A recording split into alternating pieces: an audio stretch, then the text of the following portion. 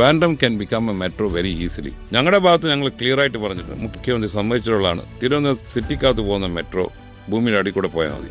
ഈ മെട്രോയുടെ കാര്യത്തിന് ഇപ്പോൾ എനിക്ക് തോന്നുന്നു ഇലക്ഷന് മുമ്പ് തന്നെ തീരുമാനം വരും. അതിന് തീർച്ചയായിട്ടും അത് അനൗൺസ്മെന്റ് ഉണ്ടാവും. മെട്രോ വരുന്നതിൻ്റെ അകത്ത് ഒരു totally you will be A game changer. ഞാൻ ഇവിടെ ആയിരിക്കും ആദ്യമായിട്ട് അനൗൺസ് ചെയ്യുന്നത്. എയർ ഏഷ്യക്കാർ തിരുവനന്തപുരത്തിന് ആഴ്ച 3 ദിവസം ഡയറക്റ്റ് ട്രിവാൻഡ്രം ബാങ്കോക്ക് ഫ്ലൈറ്റ് വരികയാണ്. Thiruvananthapuram to Washington flight. അത് ഗവൺമെന്റ് ഓഫ് ഇന്ത്യയുടെ ഒരു അപ്രൂവൽ കിട്ടണം. 5 ഇയേഴ്സിനകത്ത് നമ്മൾ ഒരിക്കലും എക്സ്പെക്ട് ചെയ്യാത്ത രീതിയിലുള്ള കണക്ടിവിറ്റി ആയിരിക്കും വരാൻ പോകുന്നത്. എല്ലാ സർക്കാർ ചെയ്യണമെന്ന് കാത്തിരുന്നാൽ നടക്കില്ല.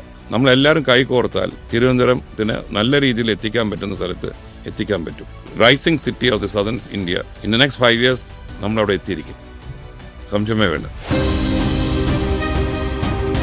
തിരുവനന്തപുരം സംസ്ഥാനത്തിന്റെ ഭരണസിരാ കേന്ദ്രമായും ഔദ്യോഗിക തലസ്ഥാനമായും വിളങ്ങുന്ന പ്രദേശം. കേരള വികസനത്തിന്റെ ഏറ്റവും പുതിയ പേരായ വിഴിഞ്ഞത്തിനപ്പുറം ഈ നഗരത്തിന് എന്താണ് വളർച്ച? IT പാർക്കും വിമാനത്താവളവും റോഡ് ജല വികസന പദ്ധതികളുമെല്ലാം ഉള്ളപ്പോഴും എല്ലായ്പ്പോഴും ഒരു കുറവ് ഇവിടെ അവശേഷിക്കുന്നത് എന്തുകൊണ്ടാണ്? ഉത്തരവുമായി Trivandrum chamber of commerce and industry president SN Raghuchandran Nair.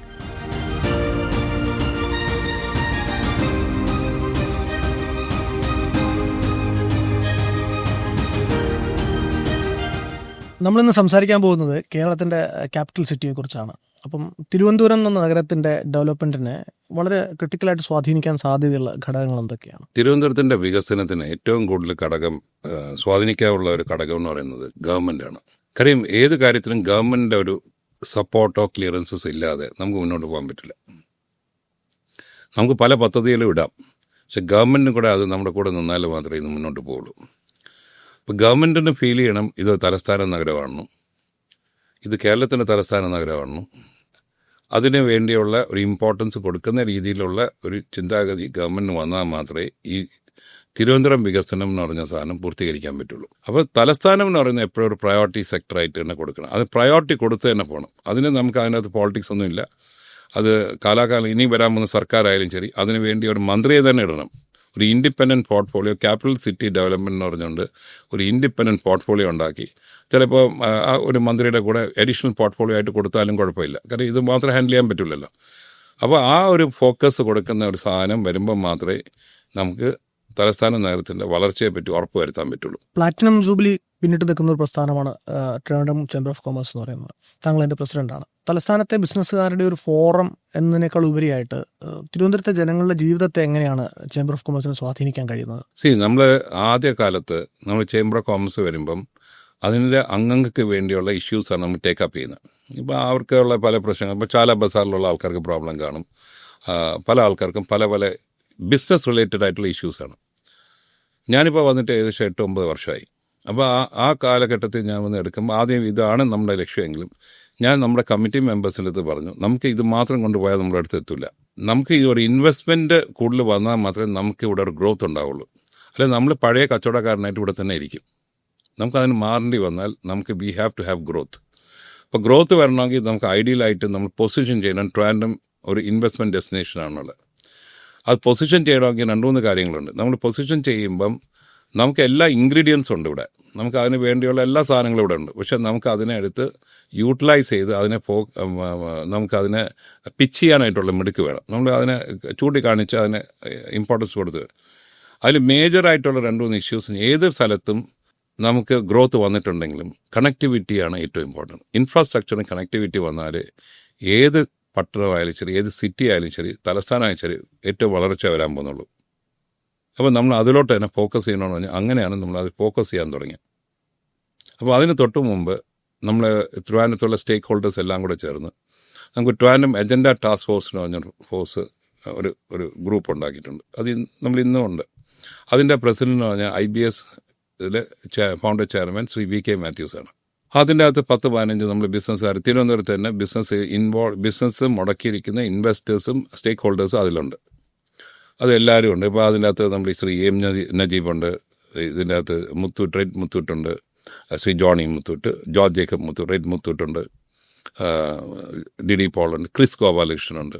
അപ്പോൾ അതിലുള്ള ആൾക്കാരെല്ലാം തിരുവനന്തപുരത്ത് തന്നെ ഒരു ഇൻവെസ്റ്റ്മെൻറ്റും ഓണർഷിപ്പുള്ള ആൾക്കാർ അതിൽ ഇത് തുടങ്ങാനുള്ള കാരണം എന്തായിരുന്നു? നമുക്ക് ട്രിവാൻഡ്രം ഇങ്ങനെ പോയാൽ പറ്റില്ല, നമുക്ക് we have to lobby and get things done.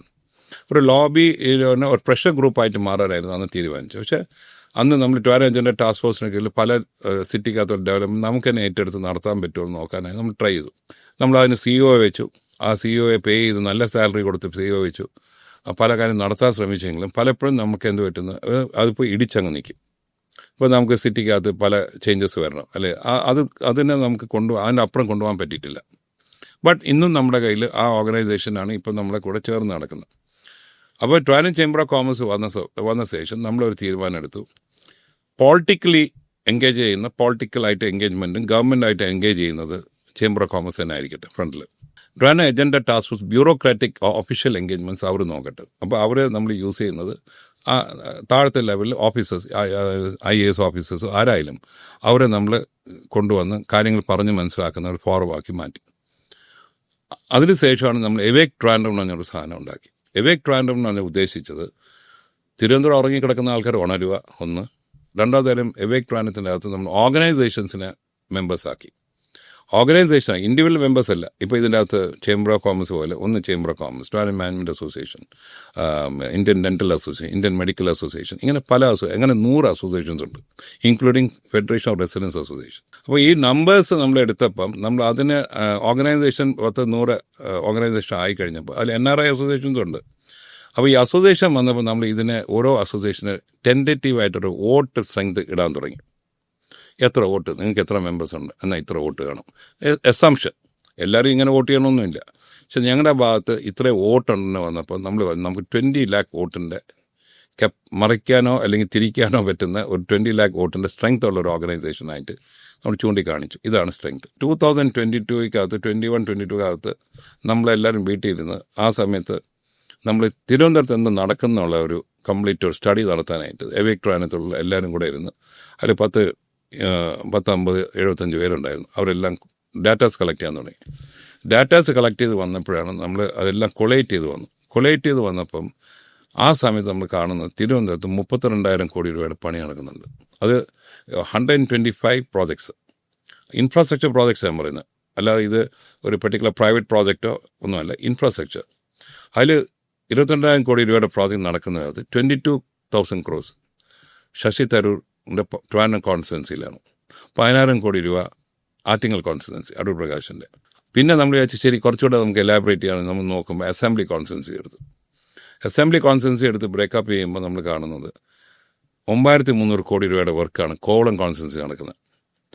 തിരുവനന്തപുരത്ത് കഴിഞ്ഞാൽ നമ്മൾ തിരുവനന്തപുരത്ത് എവിടെയാണ് വികസനം നടക്കാൻ പോകുന്നത് അടുത്ത ഫിഗർ കാണുമ്പോൾ നിങ്ങൾക്ക് മനസ്സിലാവും.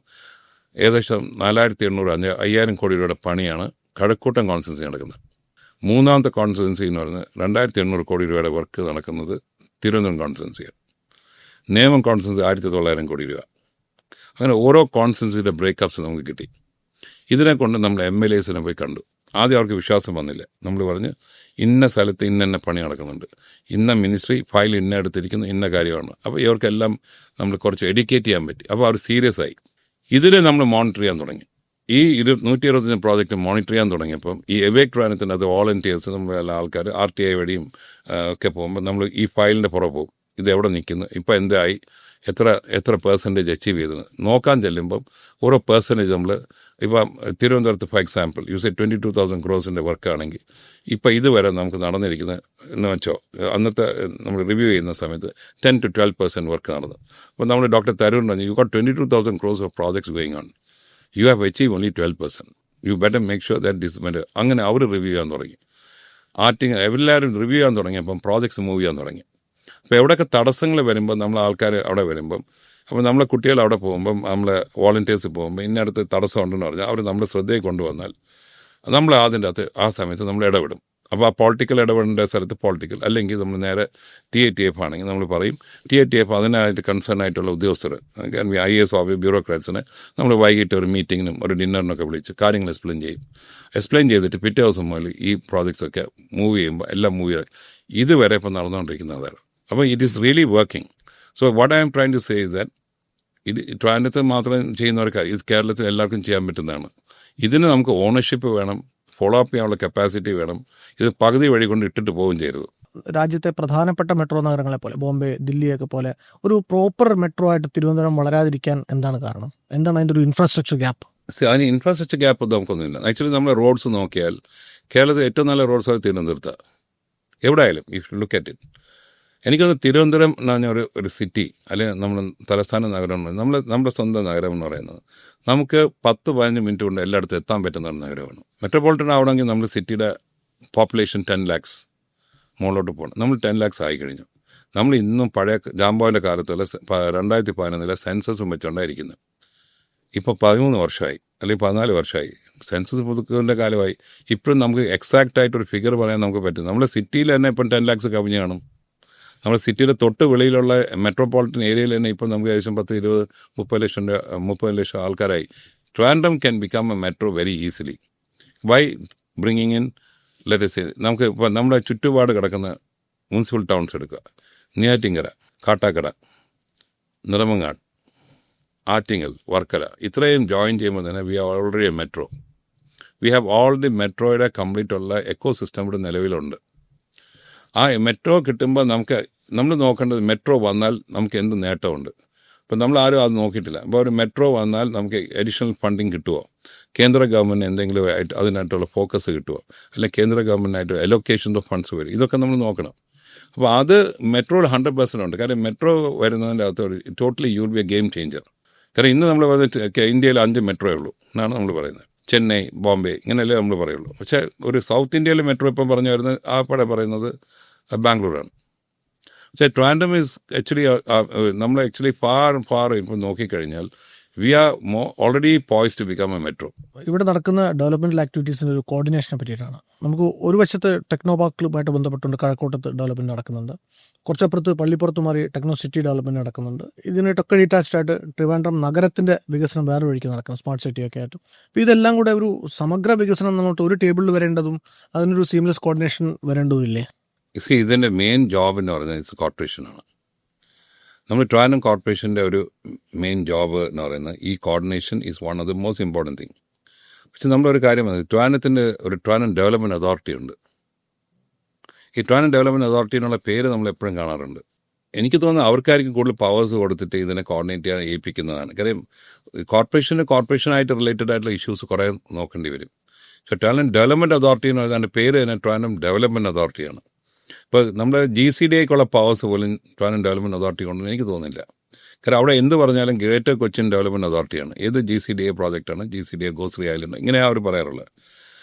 എനിക്ക് തോന്നുന്നു ട്രിവാൻഡ്രം ഡെവലപ്മെൻറ്റ് അതോറിറ്റിക്ക് കൂടുതൽ പവേഴ്സ് ഉണ്ട്. പക്ഷേ ആ പവേഴ്സ് കൊടുത്തിട്ടുണ്ടോ, അത് എക്സസൈസ് ചെയ്യാൻ പറ്റുന്നുണ്ടോ എനിക്ക് തോന്നുന്നില്ല.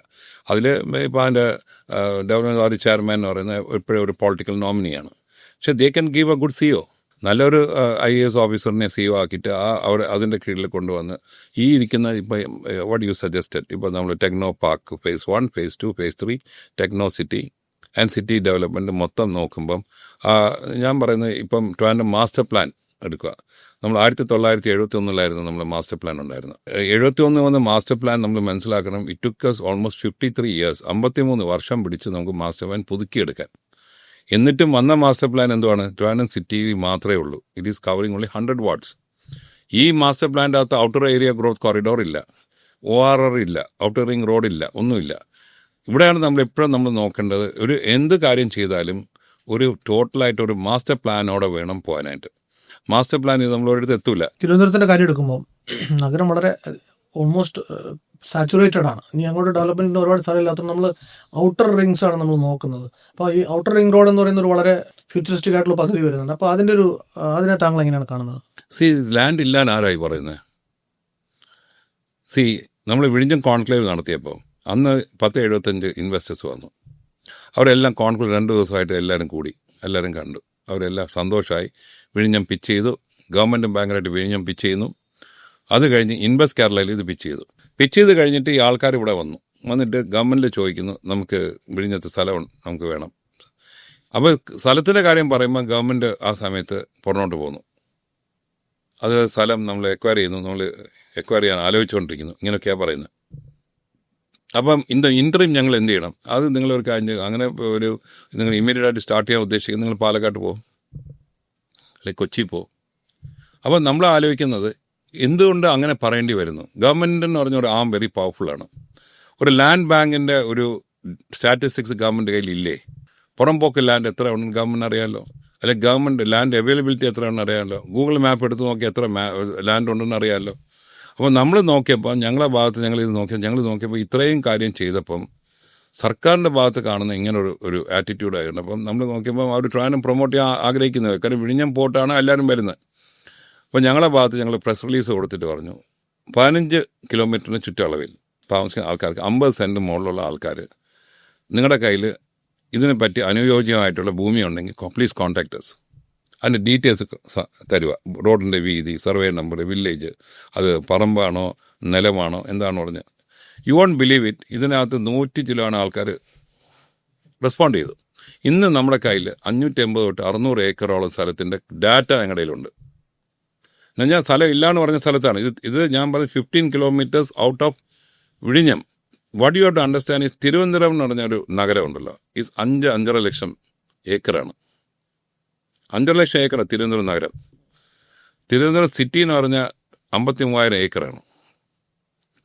ഈ 53,000 ഏക്കർ നമ്മൾ അങ്ങോട്ട് പോകുമ്പം ഔട്ടർ റിംഗ് റോഡ്, അത് കഴിഞ്ഞ് ഔട്ടർ ഏരിയ ഗ്രോത്ത് കോറിഡോർ. ഈ ഔട്ടർ റിംഗ് റോഡ് നമുക്ക് ഞാൻ ഒന്നുകൂടെ എക്സ്പ്ലെയിൻ ചെയ്യാം. ഔട്ടർ റിംഗ് റോഡ് എല്ലാവർക്കും തെറ്റായിട്ട് വരുന്നത്. ഔട്ടർ റിംഗ് റോഡ് എന്ന് പറയുന്നത് വിഴിഞ്ഞം മുതൽ നാവായിക്കുളത്ത് പോകുന്ന റോഡാണ്. അതിൻ്റെ ഒരു ആമാണ് മംഗലാപുരത്ത് വന്ന് ഇറങ്ങുന്നത്. ഔട്ടർ ഏരിയ ഗ്രോത്ത് കോറിഡോർ പറയുന്നത് വേറെ റോഡല്ല. ഔട്ടർ ഏരിയ ഗ്രോത്ത് കോറിഡോർ എന്ന് പറഞ്ഞാൽ ഈ റിംഗ് റോഡിൻ്റെ ഒരു പർട്ടിക്കുലർ ഏരിയ ഒരു ഗ്രോത്ത് കോറിഡോറായിട്ട് ഡിസൈഡ് ചെയ്തു. ആ കോറിഡോറിൻ്റെ 2.5 കിലോമീറ്റർ അങ്ങോട്ടും റോഡിൻ്റെ അങ്ങേ വശവും 2.5 കിലോമീറ്റർ ഇങ്ങേ വശവും അതിന് ഡെവലപ്മെൻറ്റ് സോണായിട്ട് മാറ്റിയിട്ടുണ്ട്. അപ്പം ഭൂമിയുടെ ലഭ്യത എത്രയുണ്ടെന്ന് നിങ്ങൾ ഉദ്ദേശിച്ചാൽ മതി. ഇൽ be more than 1 lakh 1.5 lakh acres. അതാണ് ഈ കോറിഡോറിൽ കൂടെ പോകുന്ന റോഡ്. ഈ റോഡിൻ്റെ വീതിയിലാണ് നമ്മൾ തർക്കം നിൽക്കുന്നത്. ആദ്യം തുടങ്ങിയപ്പോൾ 100 മീറ്റർ റോഡായിരുന്നു, പിന്നെ അത് ബാക്കി 80 മീറ്ററായി, കുറഞ്ഞ് വന്നുകൊണ്ടിരുന്നു. ഒരു സ്റ്റേജ് വന്നപ്പോൾ നമ്മൾ കേട്ടത് ഈ റോഡെന്ന് പറഞ്ഞാൽ 30 മീറ്റർ റോഡ് അല്ല 45 മീറ്റർ റോഡ്, അതിൻ്റെ കൂടെ സർവീസ് റോഡും കൂടെ ഇൻക്ലൂഡഡ് ആണെന്ന് പറഞ്ഞു. അപ്പോൾ ഞങ്ങൾ പറഞ്ഞു ഇത് ഒട്ടും അക്സെപ്റ്റബിൾ. കാരണം ഫ്യൂച്ചറിസ്റ്റിക് ആയിട്ട് പോകണമെങ്കിൽ നമ്മൾ ഈ പറഞ്ഞിരിക്കുന്ന റോഡിൻ്റെ വീതി മിനിമം 60 to 75 മീറ്റേഴ്സ് വേണം. അത് CMൻ്റെ ഓഫീസിൽ ഇത് റെപ്രസെൻറ്റ് ചെയ്തു. CMൻ്റെ അവിടുന്ന് സർഫേസ് ട്രാൻസ്പോർട്ട് മിനിസ്ട്രിയിൽ പോയി CM തന്നെ ടേക്കപ്പ് ചെയ്തു. ഇൻവെസ്റ്റ് കേരളയിൽ നമ്മുടെ കേന്ദ്രമന്ത്രി ശ്രീ നിതിൻ ഗഡ്കരി അനൗൺസ് ചെയ്തു 5,000 കോടി രൂപ will be allocating for this outer area growth corridor. പക്ഷെ നമ്മൾ ഇതുവരെ അതിനുള്ള നടപടി എടുത്തിട്ടില്ല. നമ്മൾ മനസ്സിലാക്കണം, വിഴിഞ്ഞത്തിൻ്റെ കാർഗോ, നമ്മൾ ഇത്രയും നാൾ നടന്ന ഒരു കാർഗോ മൂവ്മെൻറ്റ് എന്ന് പറയുന്നത് ട്രാൻസ്ഷിപ്മെൻറ്റ് കാർഗോ ആണ്. ട്രാൻസ്ഷിപ്മെൻറ്റ് എന്ന് പറയുമ്പോൾ വലിയ കപ്പലിൽ വന്നിട്ട് ചെറിയ കപ്പലിൽ കയറ്റി കാർഗോ കൊണ്ടുപോവുകയാണ്, കണ്ടെയ്നേഴ്സ്. അടുത്ത മാസം മുതൽ നമ്മൾ ഗേറ്റ് വേ കാർഗോ തുടങ്ങുന്നു. ആക്ച്വലി ഈ ട്രാൻസ്ഷിപ്മെൻറ്റ് കാർഗോ നടക്കുമ്പം കേരളത്തിൽ കൂടെ പോവുക അല്ലെങ്കിൽ ഏതെങ്കിലും റോഡിൽ കൂടെ ഏതെങ്കിലും ഒരു കണ്ടെയ്നർ പോയിട്ട് എനിക്ക് തോന്നുന്നില്ല. ആരെയും കണ്ടിട്ടുണ്ടോ? നിങ്ങളാരും കണ്ടിട്ടില്ല. എല്ലാവരും പറഞ്ഞ് 10 ലക്ഷം കണ്ടെയ്നർ നമ്മളിതുവരെ കണ്ടില്ല എന്ന് പറയും. അത് കാര്യം ഇത് കടലിൽ പോവുകയാണ്. ഇനി വരാൻ പോകുന്ന കാർഗോയുടെ പറയുന്നത് gateway cargo. Gateway cargo import കാർഗോയും വരും, എക്സ്പോർട്ട് കാർഗോയും വരും. ഈ കാർഗോ മൂവ്മെൻ്റ് ആണ് ഇനി വരുമ്പോഴാണ് വെയർ ഹൗസിങ്, ലോജിസ്റ്റിക്സ് ഒക്കെ വേണ്ടി വരുന്നത്. അപ്പോൾ അതിനുള്ള വെയർ ഹൗസിങ് വേണം, റോഡിന് വീതി വേണം, ഇതിനുള്ള സ്ഥലം വേണം, കണ്ടെയ്നേഴ്സ് കൊണ്ട് വയ്ക്കാനുള്ള സ്ഥലം വേണം, റെയിൽവേ കണക്ടിവിറ്റി വേണം. നമ്മളിവിടെ എപ്പോഴും പറ്റുന്ന ഒരു കാര്യം എന്താണെന്ന് അറിയാം, നമ്മൾ മേൽപ്പാലം പണിഞ്ഞു കഴിഞ്ഞിട്ട് അപ്രോച്ച് റോഡ് ഉണ്ടാവില്ല. വിഴിഞ്ഞം പോർട്ട് വന്നു, പക്ഷെ വിഴിഞ്ഞം പോർട്ട് വന്നപ്പോഴും നമ്മളെ റോഡിൻ്റെ കണക്ടിവിറ്റി തീർന്നിട്ടില്ല. ഇത് കണ്ടെയ്നറിൽ പോയി ഹൈവേ കയറണ്ടേ, അതിൻ്റെ കണക്ടിവിറ്റി ആയിട്ടില്ല. വിഴിഞ്ഞത്തിന് ഇത് റെയിൽവേ വഴി നമുക്ക് ഈ കണ്ടെയ്നേഴ്സ് കൊണ്ടുപോകണം. വിഴിഞ്ഞത്തിന് ബാലരാമപുരം വരെ പോകുന്ന റെയിൽവേ പാത ഇതുവരെ ആയിട്ടില്ല. അപ്പോൾ ഇനി ഈ പാത രണ്ടും വരാൻ റെയിൽവേ, ഞാൻ ഇപ്പം എനിക്ക് ടെൻഡർ ചെയ്യുന്നതെന്ന് തോന്നുന്നു. ഈ വരുന്ന ഒക്ടോബറിൽ ചീഫ് സെക്രട്ടറി അറിയിച്ചായിരുന്നു. ഈ ഡൽഹിയിൽ പോയി മീറ്റിംഗ് കഴിഞ്ഞു. ഒക്ടോബറൊക്കെ ആകുമ്പം അവർ ടെൻഡർ ചെയ്യുന്നു. ഈ റെയിൽവേ പാത വരാൻ ഇനി 5 years പിടിക്കും, 5 വർഷം പിടിക്കും. നമ്മുടെ ഈ വന്നിരിക്കുന്ന ഹൈവേ ചെന്ന് കയറണ ഒരു നാഷണൽ ഹൈവേയിൽ കയറണമെങ്കിൽ ഒരു ഇൻ്റർസെക്ഷൻ വേണം, ക്ലോവർ ലീഫ് ഇൻ്റർസെക്ഷൻ എന്ന് പറയും.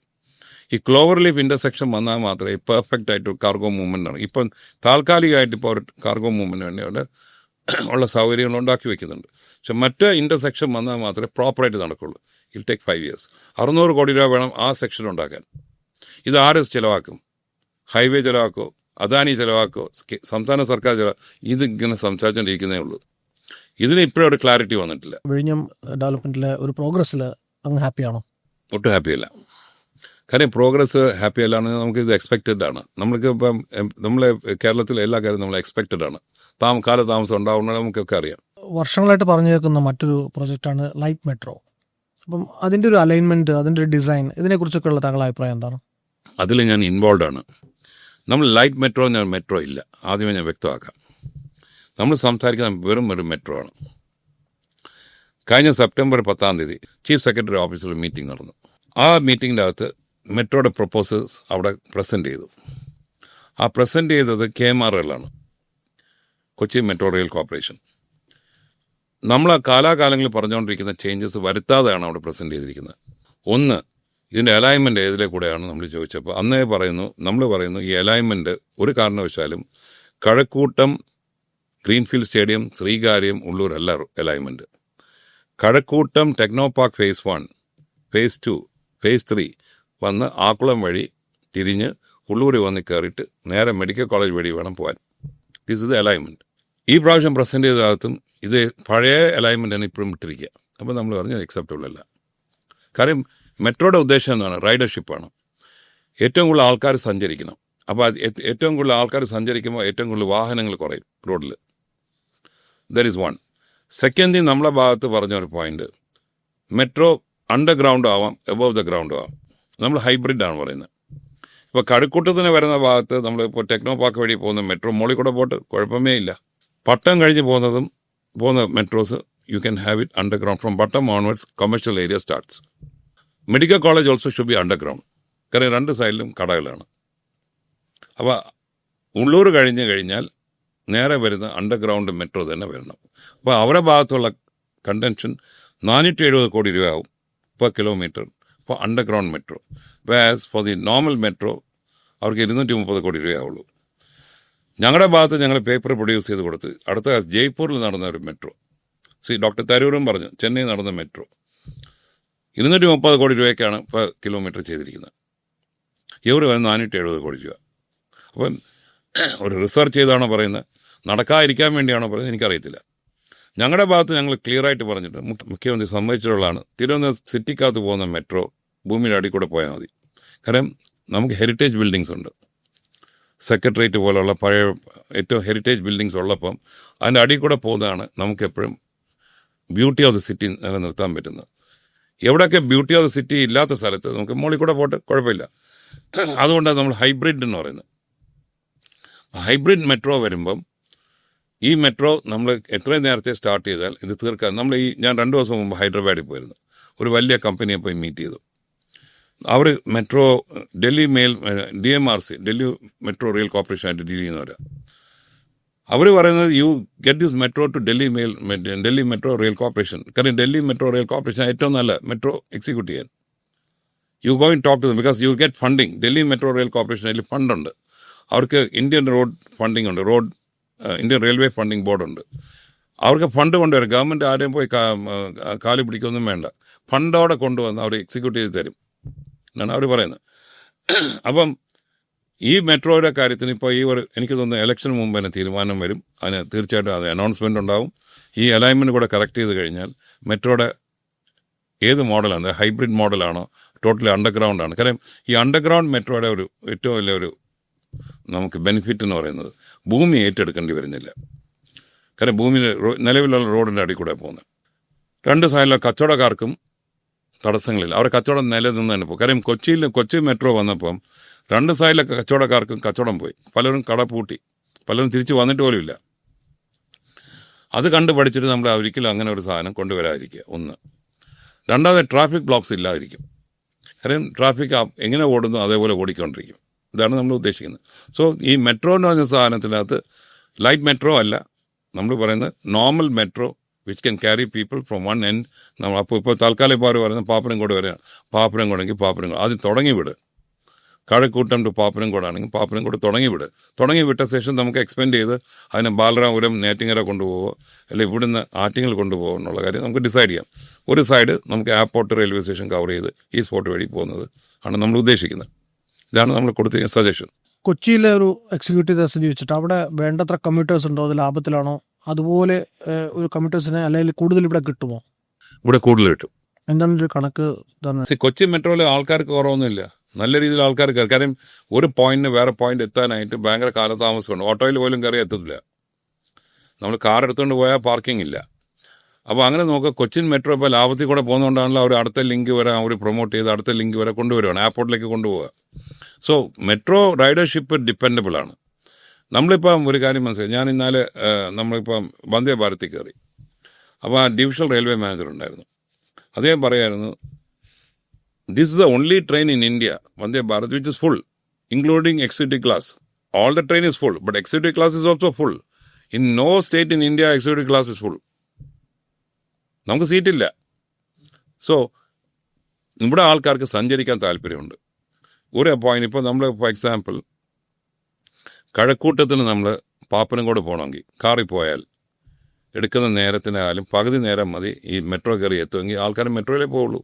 So metro will have ridership. ഇത് നോട്ട് നമുക്ക് സിറ്റിക്കകത്ത് അതുപോലുള്ള റൈഡേഴ്സ് ഉണ്ട്, ഗവൺമെൻറ് ഓഫീസസ് ഉണ്ട്, IT കമ്പനീസ് ഉണ്ട്, ഷോപ്പ് കീപ്പേഴ്സ് ഉണ്ട്, പിന്നെ മെഡിക്കൽ കോളേജ് ഏരിയയിലുള്ള ആൾക്കാർ. ഒരാൾ ഈസ്റ്റ് ഫോർട്ട് കഴിഞ്ഞാൽ ഏറ്റവും കൂടുതൽ ആൾക്കാർ വന്ന് മറയുന്ന സ്ഥലമാണ് medical college.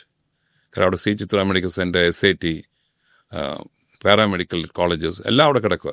So 100% metro successful ആയിരിക്കും എന്നുള്ള സംശയമേ വേണ്ട. തിരുവനന്തപുരം വികസനത്തെ പറ്റി പറയുമ്പോൾ ഏറ്റവും പ്രധാനപ്പെട്ട പ്രൊജക്റ്റുകളൊന്ന് സ്മാർട്ട് സിറ്റി പ്രൊജക്റ്റാണ്. റോഡ് മുതൽ മാലിന്യ സംസ്കരണം വരെ ഒരു സാധാരണക്കാരനെ ഇങ്ങനെ സ്പർശിക്കുന്ന വേറൊരു പ്രൊജക്റ്റില്ല. അപ്പോൾ ഈ ഒരു വലിയ അംബ്രലയ്ക്ക് കീഴിൽ പ്രവർത്തിക്കുന്ന പ്രൊജക്റ്റുകളിൽ താങ്കൾ ഏറ്റവും ഫ്യൂച്ചറിസ്റ്റിക് ആയിട്ട് കാണുന്ന ഒരു പ്രൊജക്റ്റ് എന്തായിരിക്കും? സ്മാർട്ട് സിറ്റി പ്രോജക്ട്സ് എന്ന് പറഞ്ഞാൽ ആദ്യം നമ്മൾ ചെയ്യേണ്ട സ്മാർട്ട് സിറ്റി പ്രോജക്ട്സ് നമ്മൾ ഫ്ലഡ് ഫ്രീ ആവണം. സിറ്റിക്കകത്ത് ഇപ്പോഴും നമുക്ക് സ്മാർട്ട് സിറ്റി എന്ന് പറഞ്ഞിട്ട് ഇപ്പോഴും വെള്ളപ്പൊക്കം പലയിടത്തും ഉണ്ട്. ആദ്യം വെള്ളപ്പൊക്കം മൊത്തം മാറ്റണം, ഒന്ന്. രണ്ടാമത്തെ കാര്യം, പല സ്ഥലത്തും ഫ്ലൈ ഓവേഴ്സ് വരാനുള്ളത് ഫ്ലൈ ഓവർ വരണം. ഇപ്പോൾ ഫ്ലൈ ഓവേഴ്സിൻ്റെ വർക്കൊക്കെ പലയിടത്തും തുടങ്ങുന്നുണ്ട്. ഈ ഫ്ലൈ ഓവർ വരുമ്പോൾ സിറ്റിക്കകത്തും റോഡ് ബ്ലോക്ക്സിന് ട്രാഫിക് ബ്ലോക്ക്സ് ഇല്ലാതെ പോകും, സ്മൂത്ത് മൂവ്മെൻറ്റ് ഓഫ് വെഹിക്കിൾസ് ഉണ്ടാവും. ഇപ്പോൾ നമ്മൾ കൊച്ചി കണ്ട് പഠിക്കുകയും വേണം, ബാംഗ്ലൂർ കണ്ട് പഠിക്കുകയും വേണം. ബാംഗ്ലൂർ കാണുന്ന അതേ പണ്ട് ഉണ്ടായിരുന്ന ബാംഗ്ലൂർ നമ്മൾ ഒരിടത്തിന് വേറെ അടുത്ത് പോകാൻ വലിയ കാലതാമസം ഇല്ലായിരുന്നു. ഇപ്പോൾ 2-2.5 മണിക്കൂറുള്ളതുകൊണ്ട് ആൾക്കാർ ബാംഗ്ലൂർ റോഡിൽ പോലും ഇറങ്ങത്തില്ല. പിന്നെ മെട്രോ ഉള്ള സ്ഥലത്താണെങ്കിൽ മെട്രോ കയറി ആ പോയിന്റ് വരെ പോകും. ആ ഒരു ബ്ലോക്ക് ഇനിയും തിരുവനന്തപുരം, കാരണം നമ്മൾ കാണുമ്പോൾ അവിടെ ഏറ്റവും കൂടുതൽ ബ്ലോക്ക് വന്നത് എന്തുകൊണ്ടാണ്? ഏറ്റവും കൂടുതൽ IT ആൾക്കാർ ജോലി ചെയ്യുന്ന ഒരു തലസ്ഥാനമാണ് ബാംഗ്ലൂർ. ഇതിൻ്റെ അകത്ത് ഏറ്റവും കൂടുതൽ ജോലി ചെയ്യുന്ന ആൾക്കാരിൽ മെജോറിറ്റി മലയാളീസാണ്.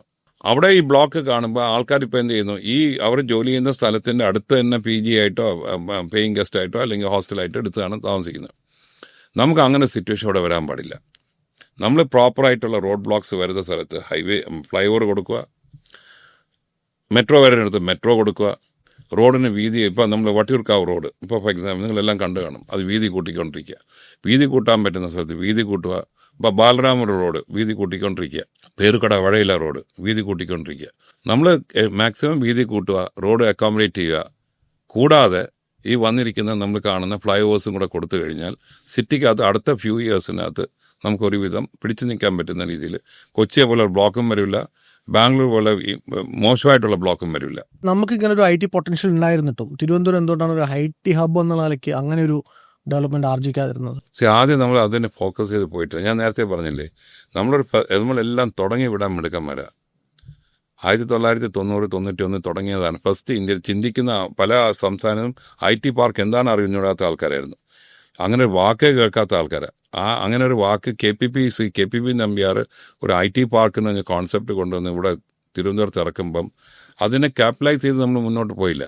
നമ്മൾ അതിന് അനുയോജ്യമായിട്ടുള്ള കെട്ടിടങ്ങൾ കെട്ടിയില്ല, പ്രൈവറ്റ് ആയിട്ടുള്ള ഇൻവെസ്റ്റേഴ്സ് കൊണ്ടുവന്നില്ല. ഈ വന്നിരിക്കുന്ന ചെന്നൈയിലും ബാംഗ്ലൂരും ഹൈദരാബാദും ഇതിന് സർക്കാരിനാലും കൂടുതൽ ബിൽഡിംഗ് കെട്ടി കൊടുത്തിരിക്കുന്ന പ്രൈവറ്റ് സെക്ടറാണ്. അത് സർക്കാരിൻ്റെ പാർക്ക് ഉണ്ടായിരിക്കും, സർക്കാർ പാർക്കിനാലും കൂടുതൽ ബിൽഡിംഗ് കെട്ടിയിരിക്കുന്നത് പ്രൈവറ്റ് ഡെവലപ്പേഴ്സാണ്. എംബസി ബിൽഡേഴ്സ് ആയാലും ശരി, പ്രസ്റ്റീജ് ആയാലും ശരി, ബാംഗ്ലൂർ ആയാലും ശരി, ഹൈദരാബാദ് എല്ലാം പ്രൈവറ്റ് ഡെവലപ്പേഴ്സാണ്. ഈ പ്രൈവറ്റ് ഡെവലപ്പേഴ്സ് ആദ്യമേ കൊണ്ട് ഇവിടെ ഇൻവെസ്റ്റ് ചെയ്തിരുന്നെങ്കിൽ this IT park would have been here. അതിന് ഇൻസെൻറ്റീവ്സ് കൊടുക്കണമായിരുന്നു. അപ്പോൾ നമ്മളെ കുട്ടികൾ അങ്ങോട്ട് പോകേണ്ട കാര്യമില്ല. നമ്മളിപ്പം അതിന് വേണ്ടി തിരിച്ച് ചേംബർ ഓഫ് കോമേഴ്സ് മുൻകൈ എടുത്ത് മാക്സിമം IT ബിൽഡിങ്സ് ഇവിടെ കൊണ്ടുവരാനും പ്രൈവറ്റ് ഡെവലപ്പേഴ്സ് കൊണ്ടുവരാനും വേണ്ടി നമ്മൾ ശ്രമിച്ചുകൊണ്ടിരിക്കുക. ഇൻക്ലൂഡിങ് ഞങ്ങളുടെ ബിൽഡേഴ്സിൻ്റെ ഇടയ്ക്ക് പോലും ഞങ്ങൾ പറഞ്ഞിരിക്കുന്നത്, നിങ്ങൾ ഫ്ലാറ്റ്സ് കെട്ടുന്ന പോലെ സെപ്പറേറ്റ് IT ബിൽഡിംഗ് കെട്ടും. അതിൻ്റെ IT ബിൽഡിംഗ് കെട്ടിയിട്ട് നമുക്ക് IT ബിൽഡിംഗ് വാടകയ്ക്ക് കൊടുക്കും. നിങ്ങൾക്ക് അതിനൊരു അസറ്റായി, നിങ്ങൾക്ക് ഒരു റവന്യൂ ആയി. അപ്പോൾ അതിനെ ഇപ്പോൾ എല്ലാവരും അതിലോട്ട് തുണിഞ്ഞ് അങ്ങോട്ട് ഇപ്പം പ്ലാനിങ് നടന്നുകൊണ്ടിരിക്കുന്നു. ബാംഗ്ലൂരിലുള്ള പല ഡെവലപ്പേഴ്സിനും ഇവിടെ കൊണ്ടുവരാൻ നമ്മൾ ശ്രമിക്കുന്നു. അവർ വന്നുകൊണ്ടിരിക്കുന്നു. ഗോകുലം ഗോപാൽ ചേട്ടനായിട്ട് സംസാരിച്ച് അദ്ദേഹത്തിന് IT പാർക്ക് ചെയ്യണം, അദ്ദേഹം ലോജിസ്റ്റിക് പാർക്ക് ചെയ്യാൻ തയ്യാറാണ്. Yusuf Ali is looking at IT park in Trivandrum. അദ്ദേഹത്തിന് IT പാർക്ക് വിജയിച്ചു കൊച്ചിയിൽ. ഇപ്പോൾ തിരുവനന്തപുരത്ത് IT പാർക്ക് തുടങ്ങും. കാരണം Lulu is A best example for him. It's done very well. അദ്ദേഹം മനസ്സിലാക്കണം, അദ്ദേഹം തിരുവനന്തപുരത്ത് വരുമ്പം കൗടിയാർ കൊട്ടാരത്തിൻ്റെ അവിടെ ആ സ്ഥലത്ത് 2 ഏക്കർ പുള്ളി അദ്ദേഹം വാങ്ങിച്ചിട്ട് അവിടെയാണ് ഹെലിപ്പാഡ്. അവിടെ നിന്ന് ഇറങ്ങുന്നു, 5 മിനിറ്റ് കഴിയുമ്പോൾ കുറങ്ങോണത്തുള്ള വീട്ടിൽ കയറുന്നു. ഇതുപോലെ വേറെ എവിടെ ഉണ്ട്? അഥവാ അദ്ദേഹത്തിന് നാളെ ലുലു മോളിൽ പോകണം, ഈ ട്രാഫിക് ബ്ലോക്ക് ഇല്ലെങ്കിൽ ഈ കൗടിയാറിനെ കയറി നേരെ ലുലു കോമ്പൗണ്ടിൽ ഇറങ്ങിയാൽ പോലെ അവിടെ ഹെലിപ്പാഡ് ഉണ്ടല്ലോ. This facility is available only in Trivandrum. അദ്ദേഹത്തിൻ്റെ കൗടിയാർ ഇറങ്ങിയിട്ട് within 5 minutes you in your house. This features ഈ ഒരു എക്കോ സിസ്റ്റം ഉള്ളത് ട്രിവാൻഡ്രം മാത്രമേ ഉള്ളൂ. നമ്മൾ Trivandrum is a quiet city. നമ്മൾ നോക്കിക്കഴിഞ്ഞാൽ അതിൻ്റെ greenery is far better than anywheres. കാലാകാലങ്ങളായിട്ട് എനിക്ക് രാജഭരണം കാലത്ത് മുതൽ തുടങ്ങിയാണ് ഈ ഗ്രീനിങ് ഓഫ് ദ സിറ്റി. അപ്പോൾ എല്ലാ കാര്യവും നമ്മൾ നോക്കിയാൽ എവറിത്തിങ് ഒരു ട്രഡീഷണലായിട്ടും മോഡേൺ സിറ്റിയായിട്ട് ഇൻ്റഗ്രേറ്റ് ചെയ്യുന്ന സാധനമാണ് നമുക്കുള്ളത്. I agree with you that നമുക്ക് മോഡേണും ആയിട്ടുള്ള കാര്യങ്ങൾ ഇവിടെ ഉണ്ട്. പണ്ടത്തെ പോലെ ബ്ലോക്സിൻ്റെ കാര്യം നേരത്തെ പറഞ്ഞു. ഈ വന്നിരിക്കുന്ന IT ബിൽഡിങ്സ് വരാൻ തുടങ്ങുമ്പം എല്ലാ കമ്പനീസും ഇവിടെ വരാൻ തുടങ്ങും. ഇപ്പോൾ വേൾഡ് ട്രേഡ് സെൻറ്റർ വരുന്നു. ഈ സെപ്റ്റംബർ ആകുമ്പോൾ വേൾഡ് സെൻറ്ററിൻ്റെ അവരുടെ ഫോർമാലിറ്റീസ് കംപ്ലീറ്റ് ചെയ്യും. അത് കഴിഞ്ഞ് വേൾഡ് ട്രേഡ് സെൻറ്റർ, അതിൻ്റെ ആ കോമ്പൗണ്ടകത്ത് 5 സ്റ്റാർ ഹോട്ടൽ, ഒരു data centre, private data centre in Kanyapuram, Akkulam റോഡിൻ്റെ സൈഡിൽ ഒരു 5 സ്റ്റാർ ഹോട്ടൽ, ലുലുവിൻ്റെ പുതിയ 5 സ്റ്റാർ ഹോട്ടൽ നിയർ ചാക്ക, അദാനിക്കാരുടെ പുതിയ ഹോട്ടൽ എയർപോർട്ടിൻ്റെ അകത്ത്, ഗോൾഫ് ലിങ്സ് റോഡിൽ ഉദയ പാലസ് കൺവെൻഷൻ സെൻറ്ററിൻ്റെ അകത്ത് 5 സ്റ്റാർ ഹോട്ടൽ പണി നടക്കുന്നു. ലെമൺ ട്രീ ഹോട്ടൽ ഇപ്പം ഇനോഗ്രേറ്റ് ചെയ്യും. ആർടെക് ഗ്രൂപ്പിൻ്റെ 5 സ്റ്റാർ ഹോട്ടൽ വിഴിഞ്ഞം. അപ്പോൾ പല പ്രോജക്ട്സ് ഇങ്ങനെ വന്നുകൊണ്ടിരിക്കുകയാണ്. അപ്പം ഇത് വരാനുള്ള റീസൺ എന്താണ്? There is potential in the city. ഇവരെല്ലാം സർവേ ചെയ്ത് മാർക്കറ്റ് അനാലിസിസ് നടത്തി സർവേ ചെയ്ത ശേഷം Thiruvananthapuram is A good destination four investment. അടുത്ത് സൗത്ത് ഇന്ത്യയിൽ ഏറ്റവും കൂടുതൽ ഗ്രോത്ത് വരാൻ പോകുന്ന ഒരു സിറ്റി തലസ്ഥാനം എന്ന് പറയുന്നത് തിരുവനന്തപുരം ആയിരിക്കും. അതിനെ മുൻകൂട്ടി കണ്ട് ആണ് ഈ ആൾക്കാർ വരുന്നത്. അതിൻ്റെ ഭാഗമായിട്ട് IT ബിൽഡിങ്സ് വരുന്നുള്ള ഷുവറായി കഴിഞ്ഞു. ഇന്നും ഞാൻ ലക്ഷ്മി CEO ആയിട്ട് ഡിസ്കസ് ചെയ്തേ ഉള്ളൂ. IT ബിൽഡിങ്സൊക്കെ വരാൻ തുടങ്ങുമ്പം വേൾഡ് ട്രേഡ് സെൻറ്ററൊക്കെ വരുമ്പം വലിയ വലിയ കമ്പനീസിന് ബ്രാൻഡുള്ള കമ്പനീസ് ഇവിടെ വരും. നമ്മുടെ കുട്ടികൾ തന്നെ അവിടെ ജോലി ചെയ്യുന്ന കുട്ടികൾ ബാംഗ്ലൂരോ ഹൈദരാബാദ് ജോലി ചെയ്യുന്ന കുട്ടികൾ ട്രാൻസ്ഫർ വാങ്ങിച്ച് ഇങ്ങോട്ട് വരും. കാര്യം അതിൽ prefer to be here, they can come back. പിന്നെ ഇത് ആരാണ്ട് പറഞ്ഞാൽ Kerala is ageing population. Parents എല്ലാം വയസ്സായിക്കൊണ്ടിരിക്കുന്നു. കുട്ടികളെ എത്രയും നേരത്തെ നമുക്ക് അവർക്ക് ഓപ്പർച്യൂണിറ്റി കൊടുത്ത് തിരിച്ചു കൊണ്ടുവരാൻ പറ്റിയാൽ പാരൻസിന് തന്നെ ഒരു വലിയ ആശ്വാസമാണ്. അതും ഒരു ലക്ഷ്യമാണ് ഞങ്ങളുടെ. ഒരു 5 വർഷത്തിനപ്പുറത്തേക്കുള്ള തിരുവനന്തപുരത്തെക്കുറിച്ചുള്ള താങ്കളുടെ സ്വപ്നം എന്താണ്? നമ്മൾ 5 വർഷം ഷോർട്ട് ടേം പ്ലാനിങ്ങിൻ്റെ ഭാഗത്ത് വരുന്നതാണ്. കാരണം 5 വർഷം കഴിയുമ്പം പുതിയ കോർപ്പറേഷൻ ഭരണം വരും. ഇപ്പോൾ ഈ 5 വർഷത്തിൻ്റെ അകത്ത് വരാൻ പോകുന്ന കാര്യമാണ്. അപ്പം ഈ പുതിയ കോർപ്പറേഷൻ ഈ വരുന്ന വർഷം കയറും. അത് ആരായാലും കുഴപ്പമില്ല, ഏത് പാർട്ടി ആയാലും കുഴപ്പമില്ല. അടുത്ത വർഷം കഴിയുമ്പോൾ പുതിയ സർക്കാരും വരും. അപ്പം ഈ സർക്കാർ വരുമ്പോൾ നമുക്ക് അകത്ത് വരുന്ന ഒരു പേടി എന്ന് പറയുന്നത് ഏത് സർക്കാരാണ് വരുന്നത്, കണ്ടിന്യൂറ്റി ഉണ്ടാവോ ഇല്ലയോ എന്നുള്ളതാണ് പേടി. കാരണം അത് എല്ലാവരും മനസ്സിലുള്ള സാധനമാണ്. നമുക്ക് UDF LDF ആര് വന്നാലും കുഴപ്പമില്ല. തിരുവനന്തപുരത്തിന് കൊടുക്കേണ്ട പ്രോമിനൻസും തിരുവനന്തപുരത്തിന് എടുത്തിരിക്കുന്ന ചില തീരുമാനങ്ങൾ ഏത് സർക്കാർ എടുത്താലും ആ തീരുമാനം ഉൾക്കൊണ്ട് തന്നെ പോകണമെന്നുള്ളതാണ് ഞങ്ങളുടെ ഒരു വിശ്വാസം. അതിനകത്ത് മാറ്റം വരുമ്പോഴാണ് നമ്മൾ പുറന്നോട്ട് പോകുന്നത്. കാര്യം നമ്മളൊരു കാര്യം ഒരു റൂട്ട് പിടിച്ചിങ്ങനെ പോകും, ഒരു സ്പീഡിൽ പോയിക്കൊണ്ടിരിക്കുമ്പം പെട്ടെന്ന് അത് പുനർചിന്തിക്കാനായിട്ടുള്ള ഒരു സിറ്റുവേഷൻ പുതിയൊരു സർക്കാർ വന്നാൽ നമ്മൾ പുറന്നോട്ട് പോകും. അപ്പം പുതിയ സർക്കാർ ആരായാലും, ഇപ്പോൾ ഈ സർക്കാർ ആവട്ടെ ഏത് സർക്കാർ വന്നാലും നമ്മൾ തിരുവനന്തപുരത്തിൻ്റെ തലസ്ഥാനത്തിൻ്റെ വികസനത്തിന് അത് ഒരു രീതിയിലും മാറ്റമില്ല. അതിൻ്റെ അകത്ത് ഒരു രീതിയിൽ രാഷ്ട്രീയമില്ല എന്നുള്ള രീതി പോയാൽ നമ്മൾ തിരുവനന്തപുരത്ത് കാണാൻ പോകുന്നത് സൗത്ത് ഇന്ത്യയിലെ മോസ്റ്റ് എമർജിങ് സിറ്റി ആയിട്ട് മാറും. നമ്മൾ ഏറ്റവും സക്സസ്ഫുൾ സിറ്റി ആയിട്ട് മാറും. പലപ്പോഴും ഉറങ്ങിക്കിടന്ന ഒരു തലസ്ഥാനം നമ്മൾ വിചാരിക്കുന്നാലും അപ്പുറം നമ്മളങ്ങ് പോകും പല കാര്യത്തിലും. അത് നമ്മൾ നോക്കുമ്പോൾ നമ്മൾ ഓരോ സെക്ടർ എടുക്കാം. ഞാൻ സെക്ടറായിട്ട് പറയാം. നമ്മൾ ആദ്യം എടുക്കുന്ന എയർപോർട്ട്. ഈ 5 വർഷത്തിനകത്ത് പുതിയ എയർപോർട്ടും ടെർമിനൽ റെഡിയാവും. ഇവിടുന്ന് ഏറ്റവും കൂടുതൽ കണക്ടിവിറ്റി, നമ്മൾ direct connectivity from Trivandrum to London ചോദിച്ചിരിക്കുക. ഈ വരുന്ന ഡിസംബറിൻ്റെ അകത്ത് ഞാൻ ഇവിടെ ആയിരിക്കും ആദ്യമായിട്ട് അനൗൺസ് ചെയ്യുന്നത്. എയർ ഏഷ്യക്കാർ തിരുവനന്തപുരത്തിന് ആഴ്ച 3 ദിവസം ഡയറക്റ്റ് ട്രിവാൻഡ്രം ബാങ്കോക്ക് ഫ്ലൈറ്റ് വരികയാണ്. കൂടാതെ എല്ലാ ദിവസവും തിരുവനന്തപുരത്ത് 2 ഫ്ലൈറ്റ് മലേഷ്യ പോകുന്നുണ്ട്. മലേഷ്യൻ എയർലൈൻസും എയർ ഏഷ്യ. ഡയറക്റ്റ് ഫ്ലൈറ്റ്സ് നമ്മൾ എക്സ്പെക്ട് ചെയ്യുന്നത് ടു വിയറ്റ്നാം. കാരണം അത് ടൂറിസ്റ്റ് ഡെസ്റ്റിനേഷനാണ്. നമ്മൾ ടാർഗറ്റ് ചെയ്യുന്ന വേറൊരു ഡയറക്റ്റ് ഡെസ്റ്റിനേഷൻ ബാലി. അങ്ങനെ പല പ്ലേസ്. പിന്നെ വേറെ നമ്മൾ ക്യാപിറ്റൽ എന്ന് പറഞ്ഞൊരു റിക്വസ്റ്റ് കൊടുത്തിട്ടുണ്ട്. That is capital city to other capital city. അത് ഡോക്ടർ എം ബി പിള്ള സാറിൻ്റെ ഒരു സജഷനായിരുന്നു. അങ്ങനെ ഒരു പ്രൊവിഷൻ ഉണ്ടെന്ന് പറഞ്ഞു. ക്യാപിറ്റൽ സിറ്റി ടു ക്യാപിറ്റൽ എന്ന് പറയുമ്പോൾ തിരുവനന്തപുരം ടു വാഷിങ്ടൺ ഫ്ലൈറ്റ്. അത് ഗവൺമെൻറ് ഓഫ് ഇന്ത്യയുടെ ഒരു അപ്രൂവൽ കിട്ടണം. അങ്ങനെ നമ്മൾ 5 ഇയേഴ്സിനകത്ത് നമ്മൾ ഒരിക്കലും എക്സ്പെക്റ്റ് ചെയ്യാത്ത രീതിയിലുള്ള കണക്ടിവിറ്റി ആയിരിക്കും വരാൻ പോകുന്നത്. ഇൻ്റർനാഷണൽ കണക്ടിവിറ്റി ഒരു സൈഡ്, നാഷണൽ കണക്ടിവിറ്റി കഴിഞ്ഞ് കഴിഞ്ഞാൽ ഡൊമസ്റ്റിക് കണക്ടിവിറ്റി. ഒരു ദിവസം നമ്മൾ തിരുവനന്തപുരത്തിന് മിനിമം 4-5 ഫ്ലൈറ്റും ചെന്നൈയിലേക്ക് കാണും. അതേപോലെ പല സിറ്റിയിലേക്കും നമുക്ക് ട്രാൻഡത്തിന് ഇരുന്നുകൊണ്ട് പല സിറ്റിയിൽ പോകാനും എത്തിപ്പെടാനായിട്ട് ഉള്ള ഫ്ലൈറ്റ്സ് വരും. ഇപ്പോൾ കണക്ട് ചെയ്യാത്ത പല ഫ്ലൈറ്റ്സ് ഇപ്പം തന്നെ പലർക്കും അറിയത്തില്ല. നമുക്ക് ട്രാൻഡത്തിൽ നമുക്ക് ഹൈദരാബാദ് ഇപ്പോൾ ഡയറക്റ്റ് ഫ്ലൈറ്റ് ഉണ്ട്. There are flights from Trivandrum to Ahmedabad, there are flights from Trivandrum to Calcutta. പക്ഷെ അത് ബയാണ് പോകുന്നത്, അതായത് ത്രൂ ചെന്നൈ ത്രൂ ബാംഗ്ലൂർ ഒക്കെയാണ് പോകുന്നത്. പക്ഷേ ഇനി ഡയറക്റ്റ് ഫ്ലൈറ്റ്സ് വരും. അപ്പം ദിസ് വിൽ ബിക്കം സൗത്ത് ഇന്ത്യയുടെ ഒരു വൺ ഓഫ് ദ മേജർ ആയിട്ടുള്ള ഏവിയേഷൻ ഡെസ്റ്റിനേഷനായിട്ട് മാറും. അതൊരു സൈഡ്. സെക്കൻഡ്, നമ്മുടെ എയർപോർട്ട് എന്ന് പറയുന്നത് ഏറ്റവും കൂടുതൽ ഇപ്പോൾ അവർ കൊണ്ടുവന്നിരിക്കുന്ന ഡിസൈൻസ് കൊണ്ട് പ്രസൻറ്റ് ചെയ്ത് കണ്ടപ്പം ലോകത്തുള്ള ഏറ്റവും on par with international standards ഉള്ള എയർപോർട്ടാണ് നമ്മൾ എക്സ്പെക്ട് ചെയ്യുന്നത് തിരുവനന്തപുരത്ത്. അത് ഈ 5 വർഷത്തിനകത്ത് തീരും. പോർട്ടിൻ്റെ കാര്യം വരുമ്പം നമ്മൾ 5 വർഷത്തിനകത്ത് പോർട്ടിൻ്റെ എക്സ്പാൻഷൻ കൂടിയിട്ട് ക്രൂയിസ് ലൈനേഴ്സ് വരും. എന്ന് കഴിഞ്ഞാൽ ഈ ക്രൂയിസ് ആൾക്കാർ ഇവിടെ വന്ന് ക്രൂയിസ് വന്ന് ടൂറിസ്റ്റ് വരുന്നു, ഇവിടുന്ന് തന്നെ ക്രൂയിസ് പോകുന്ന ഒരു കാര്യങ്ങൾ വരും. കൂടാതെ നമ്മൾ വിചാരിച്ചതിനാലും കൂടുതൽ ഷിപ്പ് റിലേറ്റഡ് ആയിട്ടുള്ള ആക്ടിവിറ്റീസ് ഇവിടെ വരും. നമുക്ക് നാളെ ചിലപ്പം ഒരു സ്റ്റേജ് വരും ഷിപ്പ് റിപ്പയറിങ് ആക്ടിവിറ്റീസ് ഒന്നുകൂടാണില്ല. ഇപ്പം നമ്മൾ ഷിപ്പ് റിപ്പയറിങ് ആക്ടിവിറ്റീസ് അവർ പറയുന്നുണ്ടെങ്കിലും അതൊരു വലിയൊരു ഊന്നലില്ലെങ്കിലും, പക്ഷേ നമ്പർ ഓഫ് ഷിപ്സ് കൂടുമ്പോൾ വരും. മാരിടൈം ബിസിനസ്സിൻ്റെ അകത്ത് ബ്ലൂ ഇക്കണോമി ആയിരിക്കും കേരളത്തിന് ഏറ്റവും കൂടുതൽ കോൺട്രിബ്യൂട്ട് ചെയ്യാൻ പോകുന്ന ഒരു വരുമാനം വരുന്നതും. ബ്ലൂ ഇക്കണോമി ഒരു സൈഡിൽ വരുമാനം കൊടുക്കുന്നു, ഏറ്റവും കൂടുതൽ ജോലി സാധ്യത കൂട്ടാൻ പോകുന്നത് ഒരു ഇക്കണോമി. അപ്പോൾ 5 വർഷത്തിനകത്ത് ജോലി സാധ്യതകൾ ഏറ്റവും കൂടുതൽ വരാൻ പോകുന്നത് പോർട്ടിലാണ്. കാര്യം നമുക്കുള്ള കോമ്പറ്റീഷൻ എന്ന് പറഞ്ഞപ്പം IT എടുത്താൽ നമ്മൾ ഏറ്റവും വലിയ കോമ്പറ്റീഷൻ ചെന്നൈ, ബാംഗ്ലൂർ, പൂന, ഹൈദരാബാദാണ്. പക്ഷേ മാരിടൈം ബിസിനസ് നമുക്ക് കോമ്പറ്റീഷൻ ഇല്ല. മദർ ഷിപ്പ് വരുന്ന ഷിപ്പ് എന്ന് പറയുന്നത് തിരുവനന്തപുരം മാത്രമേ ഉള്ളൂ. അപ്പം അവർ competitor is not near, it's far away. അപ്പോൾ ഏറ്റവും കൂടുതൽ നമുക്ക് കോമ്പറ്റീഷൻ ഇല്ലാതെ ഏറ്റവും കൂടുതൽ ജോലി സാധ്യതകൾ കൂട്ടിയെടുക്കാനും ജോബ് ജനറേറ്റ് ചെയ്യാനും വരുമാനം കൂട്ടിയെടുക്കാൻ പറ്റുന്ന ഒരു മേഖലയായി മാറാൻ പോകുന്നത് ഈ വിഴിഞ്ഞം പോർട്ടായിരിക്കും. അതായിരിക്കും കേരളത്തിൻ്റെ ഏറ്റവും നല്ല രീതിയിലുള്ള വരുമാനം പോകുന്നതും പല രീതിയിലുള്ള ഗ്രോത്ത് വരാൻ പോകുന്നത്. വിഴിഞ്ഞത്തിനാണ് ഇപ്പോൾ നമ്മളെല്ലാം ഫോക്കസ് ചെയ്യുന്നത്. വിഴിഞ്ഞത്തിനെ കോട്ട് ചെയ്താൽ നമ്മൾ എപ്പോഴും ബഡ്ജറ്റ് തുടങ്ങുന്നത് വിഴിഞ്ഞമാണ്, ക്ലോസ് ചെയ്യുന്നതും വിഴിഞ്ഞമാണ്. ഏത് സംസ്ഥാന സർക്കാരും ഏത് സ്ഥലത്ത് രാജ്യത്ത് പോയാലും വിഴിഞ്ഞത്തിനെ പറ്റി പറഞ്ഞാണ് അവർ വിൽക്കുന്നത്. പക്ഷെ അത് യാഥാർത്ഥ്യമാവാൻ പോകുന്നത് 5 വർഷം കഴിയുമ്പം നമ്മൾ എക്സ്പെക്ട് ചെയ്യുന്നതിലും കൂടുതൽ നമ്പർ ഓഫ് ഇപ്പം നമ്മൾ കാണുന്ന ഷിപ്സിൻ്റെ എണ്ണത്തിനാലും കൂടുതൽ ഷിപ്സ് കൂടുന്നു. അതിനായിട്ട് ഷിപ്പ് റിലേറ്റഡ് ആയിട്ടുള്ള ആക്ടിവിറ്റീസ്, ഷിപ്പ് ഹാൻഡ്ലിങ് മുതൽ പല കാര്യങ്ങൾ, ഷിപ്പ് റിലേറ്റഡ് ആയിട്ട് ഇൻഷുറൻസ്, ലോജിസ്റ്റിക്, വെയർ ഹൗസിങ് എല്ലാം വരാൻ പോകുന്നത് ഈ പീരീഡിലാണ്. ഇൻഫ്രാസ്ട്രക്ചർ ഭാഗം നോക്കുമ്പോൾ റോഡിൻ്റെ connectivity, car road to Kavalkinar road complete ചെയ്യും. ഇപ്പോൾ ഇവിടെ നിന്ന് നമ്മൾ ചെന്നാൽ നേരെ കന്യാകുമാരി കഴിഞ്ഞ് നേരെ കാവൽക്കിണറിലാണ് പോയി ലാൻഡ് ചെയ്യുന്നത്. അത് തന്നെ ഭയങ്കരമായിട്ട് വ്യത്യാസങ്ങൾ വരും. വിഴിഞ്ഞം to the national highway intersection അത് ഈ 5 വർഷത്തിനകത്ത് തീർച്ചയായിട്ടും പൂർത്തീകരിക്കും.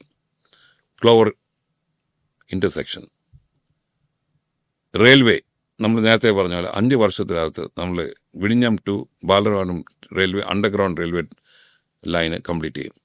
വിഴിഞ്ഞത്തിൻ്റെ രീതിയിലുള്ള എല്ലാ കാര്യങ്ങളും അവിടെ നടന്നു. ഇനി നമ്മൾ എടുക്കേണ്ട റോഡ് ഞാൻ പറഞ്ഞു. റോഡെന്ന് പറയുമ്പോൾ നമ്മൾ നോക്കേണ്ടതെല്ലാം നമ്മളെ national highway from Kazhakuttam to Kasaragod, ഈ ഡബ്ലിംഗ് റോഡ് ഇപ്പം നമ്മൾ ചെയ്തുകൊണ്ടിരിക്കുന്ന റോഡ് കംപ്ലീറ്റ് പൂർത്തീകരിക്കും.